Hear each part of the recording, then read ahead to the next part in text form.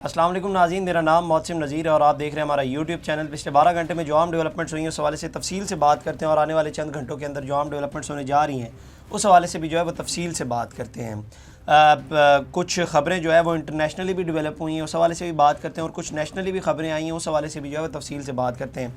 नैब ने एक press release जारी की है जनाब मलिक रियाज साहब के हवाले से, और उसके अंदर अब उसके ऊपर भी तफसील से बात करते हैं, उसको एनालाइज़ करते हैं। उसके अंदर भी कुछ मसला है और इसके साथ साथ और भी दीगर दिलचस्प खबरें, तो व्लॉग आपने जो है वो ये एंड तक देखना है। सबसे पहले जनाब आगाज़ कर लेते हैं डॉक्टर वसीम अशरफ साहब। आप जानते हैं कि वो परवेज़ मुशर्रफ साहब के बड़े अच्छे दोस्त भी थे और पाकिस्तान क्रिकेट बोर्ड के साबिक चेयरमैन भी थे।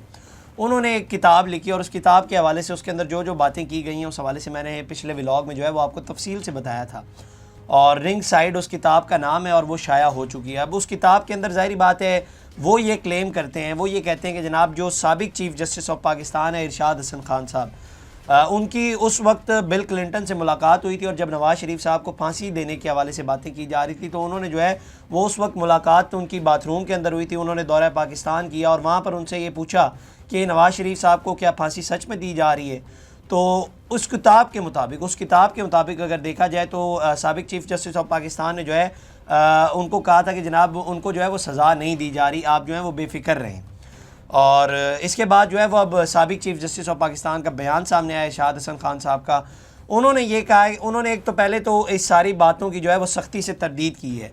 उन्होंने कहा है कि मेरी बिल क्लिंटन से जो है वो ऐसी कोई मुलाकात नहीं हुई, और ये जो कुछ भी डॉक्टर नसीम अशरफ जो है वो अपनी किताब में अंदर लिखा है ये हकीकत से इसका दूर दूर तक जो है वो कोई ताल्लुक़ नहीं है। उन्होंने कहा है कि ये बेबुनियाद ख़बर है। जब वहाँ खाने का टेबल भी मौजूद था और जिसमें हम सब बैठे हुए थे तो वहाँ पर भी बात हो सकती थी, उसके लिए वॉशरूम जाकर ऐसी बात करने का कोई जवाज़ ही नहीं बनता।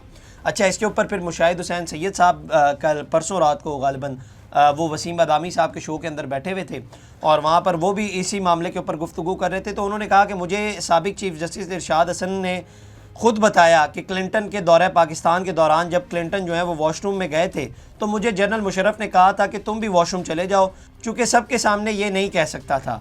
मैंने वॉशरूम में क्लिंटन से वादा किया था कि हम नवाज़ शरीफ को जो है वो रिहा कर देंगे। अच्छा, ये जो है वो रिहाई के हवाले से बात कर रहे हैं कि जनाब हम जो है वो रिहा कर देंगे, लेकिन किताब के हवाले से अगर देखा जाए तो उधर से देखा जाए तो वहाँ पर ये कहा जा रहा है कि जनाब उनको ये जो है वो क्लियर किया गया था कि जनाब उनको जो है वो सज़ा नहीं दी जा रही। तो अब ये ज़ाहिर बात है दो किस्म के बयानात जो हैं वो सामने आ रहे हैं, लेकिन साबिक चीफ़ जस्टिस ऑफ पाकिस्तान ने ख़ुद ये कहा है कि उन्होंने तो तरदीद कर दी है उस किताब में जो कुछ भी या जो बातें या जो दावे किए गए हैं। इसके बाद जनाब नैब की प्रेस रिलीज़ के ऊपर आ जाते हैं, और नैब ने एक बड़ी इंटरेस्टिंग प्रेस रिलीज़ जारी की है और वो बेसिकली मलिक रियाज साहब के हवाले से। आप जानते हैं कि खान साहब को जब सज़ा हुई थी 190 मिलियन पाउंड में, तो बहुत से लोगों ने जो है वो ये कहा था कि जनाब इसके अंदर जो है वो मलिक रियाज साहब को सज़ा क्यों नहीं दी जा रही, और मैंने भी ये बात की थी कि उनको क्यों नहीं सज़ा दी जा रही। तो वो इस वक्त मफरूर थे, उसकी एक बहुत बड़ी वजह ये भी है, और जो बंदा अदालत में पेश नहीं हो सकता तब तक उसको सज़ा भी नहीं हो सकती। तो अब जो है वो नैब ने एक प्रेस रिलीज़ जारी की है। नैब ने कहा है कि जनाब नैब के पास बैरिया टाउन के मालिक मलिक रियाज के ख़िलाफ़ सरकारी और निजी ज़मीनों पर कब्ज़े के मजबूत शवाहिद मौजूद हैं।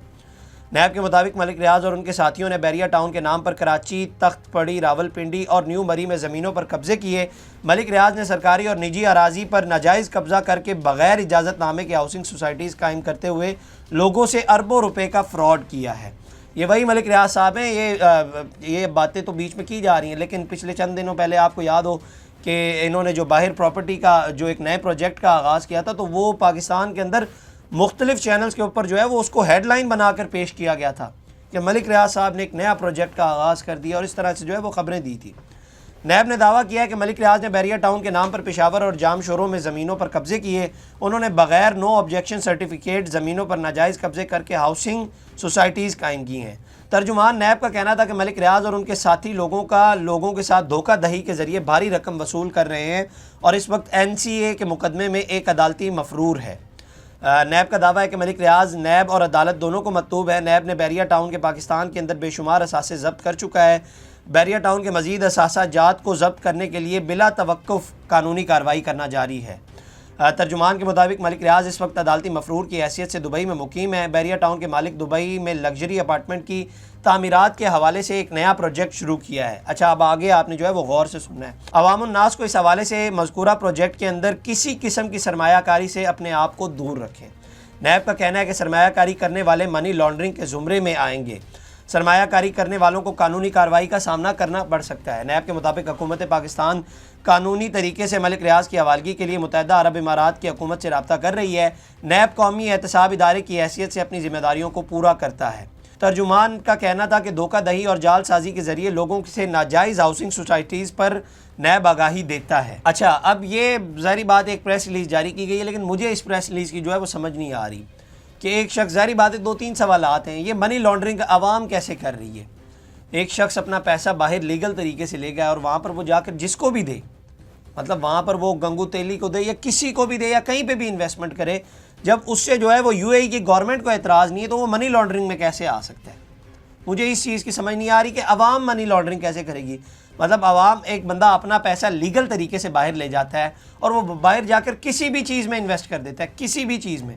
چلیں یہ تو منی لانڈرنگ ملک ریاض کے حوالے سے کہہ رہے ہیں، لیکن یو اے ای کی گورنمنٹ نے تو ان کو کرپٹ ڈکلیئر کیا نہیں ہے، اور یو اے ای کی گورنمنٹ نے تو ظاہری بات ہے ان کے اوپر کوئی کرپشن کے وہاں پہ الزامات ابھی تک لگائے نہیں ہیں۔ تو یہ عوام کیسے منی لانڈرنگ پھر کر رہی ہے اور ان کے اوپر قانونی کارروائی کیسے ہو سکتی ہے؟ مجھے اس چیز کی سمجھ نہیں آ رہی۔ اور پھر اس کے بعد آپ یہاں کے پروجیکٹس کے حوالے سے بات کر رہے ہیں، آپ نے کیوں نہیں ابھی تک جو ہے وہ ان کو گرفتار کیا یا یو اے ای کی گورنمنٹ سے کیوں نہیں بات کی؟ ابھی پچھلے دنوں متحدہ عرب امارات کے پریزیڈنٹ آئے ہوئے تھے، آپ ان سے کہتے نا کہ جناب ہمیں وہ درکار ہیں، تو ان سے کہا جاتا۔ ان کے حوالے سے پھر کیوں نہیں قانونی کارروائی جو ہے وہ ابھی تک کی جا رہی؟ وہ پھر میں آپ کو گزشتہ ولاگ میں اس کے حوالے سے تفصیل سے بتایا تھا کہ یہ کیوں نہیں ہوتا اور اس کی آخر وجہ کیا بنتی ہے۔ اور یہ وہی ملک ریاض ہیں، میرا خیال ہے کچھ ایک چینل چھوڑ کے، سما اور سنو چھوڑ کے، کیونکہ ان کے اپنے مالک جو ہیں وہ ان کے اپنا پراپرٹی کا کام ہے، بلکہ پبلک بھی بیچ میں آتا ہے، پبلک کا اپنا بھی پراپرٹی کا کام ہے، وہ اپنی جو ہے وہ خبر کی تشریح دیتے ہیں۔ لیکن باقی جو دیگر چینلز ہیں انہوں نے ایک دوسرے ہاؤسنگ سوسائٹی کے مالک کو جو ہے وہ ہیڈ لائن کے اندر پیش کیا کہ جناب انہوں نے ایک نئے پروجیکٹ کا آغاز کر دیا ہے، اور خبر کو فلیش کیا گیا اور جا کر انٹرویوز کیے جا رہے ہیں کہ جناب ملک ریاض نے ایک نئے پروجیکٹ کا آغاز کر دیا ہے۔ یہی خبر کبھی ڈی ایچ اے کے حوالے سے کیوں نہیں آئی کہ ڈی ایچ اے میں جناب ڈی ایچ اے فیز 8 کا جو ہے وہ افتتاح کر دیا گیا اور اپنے پلاٹ کی بکنگ کی جائے؟ ایسی خبریں یہاں سے کیوں نہیں آتی؟ یہ ہمیشہ جو ہے وہ بیریا ٹاؤن یا ملک ریاض کے حوالے سے جو جیو کے اوپر باقاعدہ طور پر ہیڈ لائنز آتی ہیں۔ اچھا جی، یہ جناب وہ پریس ریلیز آئی تھی سامنے، اور مجھے تو خیر اس پریس ریلیز کی سمجھ نہیں آ رہی کہ منی لانڈرنگ میں یہ کیسے آتا ہے۔ تو آپ کو اگر سمجھ آ رہی تو کمنٹ سیکشن میں ضرور بتائیے گا۔ اس کے علاوہ جناب وزیر اعلیٰ پنجاب مریم نواز کی جو اے آئی کے ذریعے جو تصاویر شیئر کی گئی تھی اور بنائی گئی تھی، اس کے اندر جو ہے وہ ایف آئی اے نے مزید 10 ملزمان کو جو ہے وہ ان کے اوپر مقدمات درج کر لیے ہیں۔ اس سلسلے میں لاہور میں additional director F I A cyber crime اور ڈپٹی ڈائریکٹر نے جو ہے وہ پریس کانفرنس کی اور تفصیلات سے آگاہ کیا۔ Additional director F I A cyber crime wing کا کہنا تھا کہ ملزمان میں 2 خواتین بھی شامل ہیں۔ اس معاملے پر اب تک جو ہے وہ 18 افراد کے خلاف مقدمات درج کر چکے ہیں۔ ان کا کہنا تھا کہ تصاویر بنانے والے، شیئر، لائک اور کمنٹ کرنے والوں کو بھی پکڑا جائے گا۔ اس معاملے میں ملزمان کی 4 کیٹیگریز بنائی گئی ہیں۔ ان ملزمان کو 5 سے 7 سال تک جو ہے وہ سزا ہوگی۔ ان کا کہنا تھا کہ سائبر کرائم قوانین کو مزید سخت بنا رہے ہیں، ملک سے باہر بیٹھ کر شرپسندی کرنے والوں کو پاکستان لائیں گے۔ شہباز گل اور عادل راجہ جیسے ملزمان کو پاکستان لانے کے لیے اقدامات کر رہے ہیں۔ تو شہباز گل اور عادل راجہ کے ارد گرد بھی جو ہے وہ گھیرا تنگ کیا جائے گا۔ اس کے علاوہ جناب رانا ثناء اللہ صاحب کل حامد میر صاحب کے پروگرام میں تشریف لائے ہوئے تھے اور وہاں پر انہوں نے گفتگو کی۔ انہوں نے کہا کہ جناب پی ٹی آئی کے مطالبات ہمارے اختیار سے بڑھ کے ہیں، پی ٹی آئی نے ضرورت سے زیادہ اور بے تکے مطالبے پیش کیے ہیں۔ پی ٹی آئی چاہتی ہے کہ ہم تمام لا اینڈ فورسز ایجنسیز کو ان کے حوالے کر دیں۔ پی ٹی آئی رہنماؤں کو ان چیزوں کا خود بھی خیال کرنا چاہیے، وہ خود سمجھدار ہیں اور 4 سال انہوں نے حکومت کی ہے۔ ان کو وہ بات کرنی چاہیے جس کو آگے بڑھایا جا سکے۔ بات اگر آگے بڑھنی ہے تو حال کو بھی سامنے رکھنا ہوگا اور حال کو آپ آگے پیچھے نہیں کر سکتے۔ یہ وہی بات کر رہے ہیں وہ بساط والی، انہوں نے کہا تھا کہ جناب پی ٹی آئی کو اگر ہم سے جو ہے وہ چیزیں مانگنی ہیں یا ہم سے مذاکرات کرنے تو ہماری بساط کے مطابق ہم سے چیزیں مانگی جائے۔ اس کے علاوہ جناب سپریم کورٹ سے بھی کچھ ڈیولپمنٹس ہوئی ہیں اور اس کے اندر جناب ایڈیشنل رجسٹرار کو آپ جانتے ہیں کہ شو کاز نوٹس جاری کیا گیا تھا اور اب 24 گھنٹے کے اندر ہی جو ہے وہ ان کو ان کے عہدے سے بھی جو ہے وہ ہٹا دیا گیا ہے۔ سپریم کورٹ کے اعلامیے کے مطابق ایڈیشنل رجسٹرار جوڈیشل نذر عباس سنگین غلطی کے مرتکب ہوئے۔ اعلامیے میں کہا گیا کہ رجسٹرار سپریم کورٹ کو معاملے کو دیکھنے کی ہدایت کی گئی ہے۔ اعلامیے کے مطابق ایڈیشنل رجسٹرار جوڈیشل نے آئینی بینچ کا مقدمہ غلطی سے ریگولر بینچ کے سامنے سماعت کے لیے مقرر کیا، نتیجتاً سپریم کورٹ اور فریقین کے وقت اور وسائل کا ضیاع ہوا۔ تو یہ جناب ڈیولپمنٹس ہوئی ہیں سپریم کورٹ کے حوالے سے اور 24 گھنٹے کے اندر ہی جو ہے وہ ایڈیشنل رجسٹرار جوڈیشل کو جو ہے وہ ان کے عہدے سے ہٹا دیا گیا ہے۔ اس کے علاوہ جناب ایک آئی ایس پی آر کی پریس ریلیز بھی آئی اور اس کے اندر یہ کہا گیا ہے کہ جناب بلوچستان کے ضلع یوب کے سرحدی علاقے سب بازا میں ہلاک ہونے والا دہشت گرد افغان شہری نکلا ہے اور پاک فوج کے شعبہ تعلقات عامہ کے مطابق 11 جنوری کو بلوچستان کے ضلع یوب کے سرحدی علاقے میں دہشت گردی میں ملوث ایک افغان شہری جو ہے وہ ہلاک ہوا ہے۔ یہ تصویریں جو آپ اسکرین کے اوپر دیکھ رہے ہیں، اور اس کے پاس سے اسلحہ بھی برآمد ہوا ہے، اور اس سے پہلے آپ جانتے ہیں کہ ایک جاسوس کو بھی جو ہے وہ ہلاک کیا گیا تھا، اور اس بار جو ہے وہ ایک اور افغان شہری جس کے پاس سے ظاہری بات ہے اس کے شناختی کارڈ کے اوپر وہ اس کا پتہ بھی لکھا ہوا تھا، اور اس کے پاس سے جو ہے وہ اسلحہ بھی برآمد ہوا ہے۔ تو ایک جناب یہ ڈیولپمنٹ ہوئی ہے۔ اس کے بعد جناب بھارت کے حوالے سے کچھ خبریں آئی ہیں، اور اس کے اوپر تھوڑی سی بات کر لیتے ہیں، اور ایک جو جسے کہتے ہیں، اب میں وہ الفاظ نہیں استعمال کرنا چاہتا کہ اس قسم کی جو ہے وہ بھارت حرکتیں کر رہا ہے، وہ بھی میں خبر آپ کے ساتھ شیئر کرتا ہوں۔ پہلے میں خبر دے دیتا ہوں جناب کہ بھارت نے خبر دی ہے، اور بھارت میں جناب گھبراہٹ کا ان کو اظہار ہو رہا ہے، یا ان کو جو ہے وہ اس وقت بے چینی سی ہو رہی ہے۔ معاملہ یہ ہے کہ پاکستان نے چین سے دنیا کے جدید ترین J-35A لڑاکا طیارے حاصل کر رہا ہے۔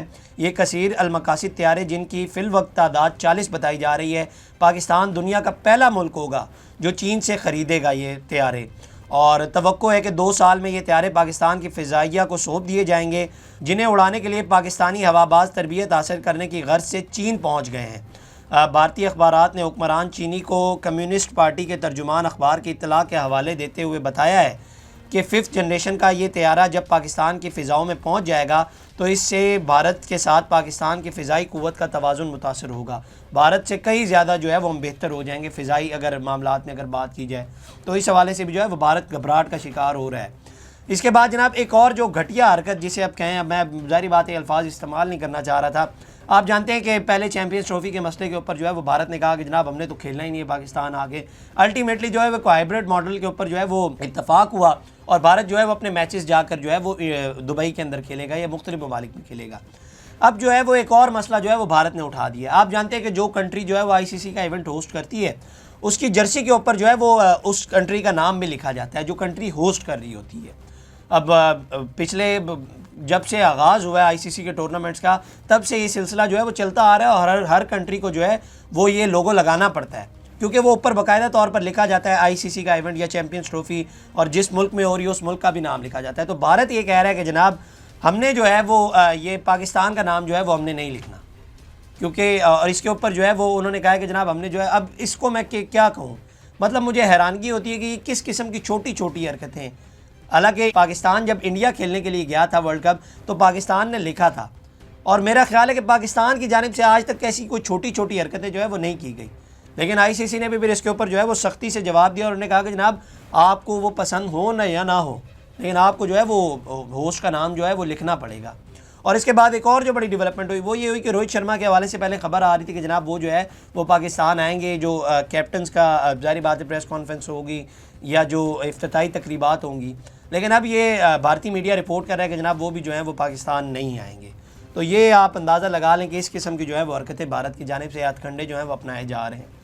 اس کے بعد جناب اسرائیل کے حوالے سے کچھ خبریں آئی ہیں، اور وہ یہ ہیں کہ جناب اسرائیل کے فوج کے سربراہ میجر جنرل نے 7 اکتوبر 2023 کو حماس کا حملہ روکنے میں ناکامی پر 6 مارچ کو مستعفی ہونے کا فیصلہ کیا ہے۔ انہوں نے حکومت کے نام خط میں لکھا ہے کہ دفاع میں ناکامی کی ذمہ داری قبول کرتا ہوں۔ اسرائیلی میڈیا کے مطابق اسرائیلی آرمی چیف میجر جنرل نے اپنے مستعفی ہونے کے خط میں لکھا ہے کہ وہ 7 اکتوبر 2023 کو حماس کے حملے میں دفاعی ناکامی کی ذمہ داری قبول کرتے ہوئے انہوں نے مستعفی ہونے کا فیصلہ کیا ہے، اور انہوں نے اپنی ذمہ داریاں قبول کی ہیں کہ جناب ہماری ناکامی ہوئی تھی تو اس وجہ سے جو ہے وہ انہوں نے استعفیٰ دے دیا ہے۔ تو یہ جناب اب تک کی ڈیولپمنٹ تھی۔ اگلی ویڈیو میں آپ سے دوبارہ ملاقات کریں گے۔ اللہ نگہبان۔ اس طرح کی اور ویڈیوز دیکھنے کے لیے سبسکرائب کیجیے ہمارا چینل اور دیکھتے رہیے PSPKG نیوز۔